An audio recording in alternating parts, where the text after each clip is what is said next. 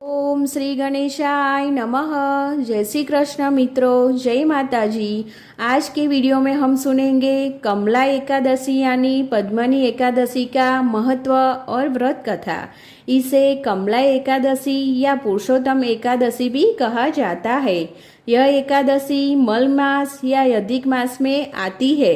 अधिक मास में होने की वजह से इस एकादशी का महत्व और अधिक बढ़ जाता है, क्योंकि इस माह के स्वामी श्री हरि विष्णु है और एकादशी तिथि भी भगवान को ही समर्पित है।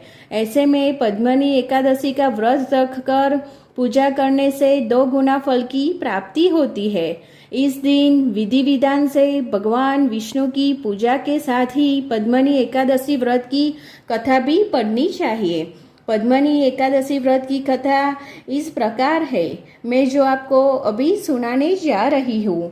ओम नमो भगवते वासुदेवाय नमः। त्रेता युग में हृदय वंश में कुर्तिवीय नाम के राजा महिष्मति पुरी में राज्य करते थे।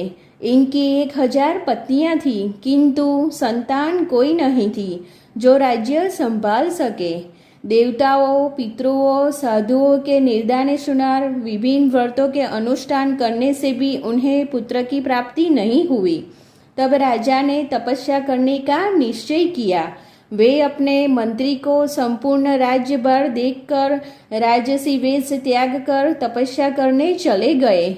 महाराज के साथ उनकी बड़ी रानी, जो कि इक्ष्वाकु वंश में उत्पन्न महाराज हरिश्चंद्र की कन्या पद्मनी थी, ने भी उनका अनुसरण किया। उन दोनों ने मंदराचल पर्वत पर जाकर 10,000 वर्ष तक घनघोर तपस्या की। तपस्या करने से महाराज का शरीर एकदम कमजोर हो गया। इधर महारानी पद्मिनी ने महासाध्वी अनसुया जी से विनती होकर पूछा कि हे साध्वी, मेरे पति ने 10,000 वर्ष तक तपस्या की, परंतु फिर भी सर्व दुख विनाशकारी भगवान केशवदेव अब तक प्रसन्न नहीं हुए।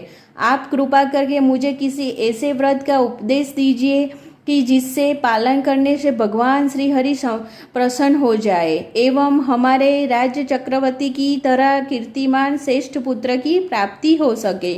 पतिपरायण साध्वी अनसुया रानी पद्मिनी की प्रार्थना सुनकर बड़ी प्रसन्न हुई एवं रानी से बोली, 32 महीने के बाद एक बार अधिक मास आता है। इस महीने में पद्मनी एवं परमा नाम की 2 एकादशियां आती है। इन एकादशियों के व्रत का पालन करने पर पुत्रदाता भगवान बहुत सिद्ध प्रसन्न होते हैं।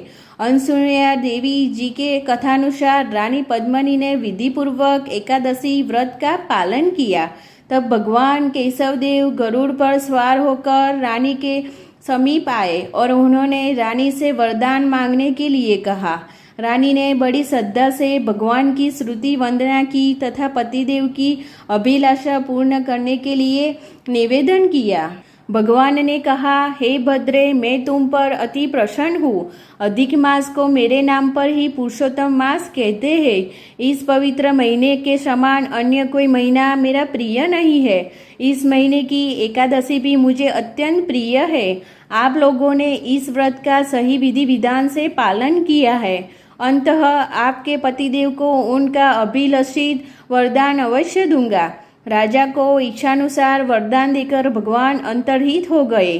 कालांतकार में उसी रानी के गर्भ से महाराज कुर्तवीर्य का पुत्र कार्तवीर्यार्जुन का जन्म हुआ। तीनों लोकों में कार्तवीर्यार्जुन के समान कोई बलवान नहीं था।